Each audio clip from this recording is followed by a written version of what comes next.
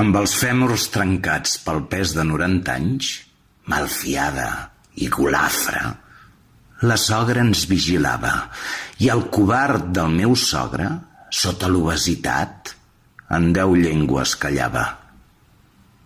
El meu fill, amb un pou fred i fosc al seu cap, s'atipava davant de la televisió. El meu germà es matava, engreixant-se i cridant procacitats vulgars a les tovalles blanques.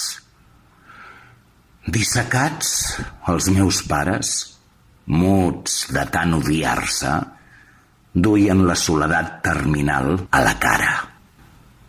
Era un banquet moral, repugnant i fantàstic. Amb la nostra amistat salvada del naufragi, somrient em miraves. Però tants anys de monstres han estat implacables.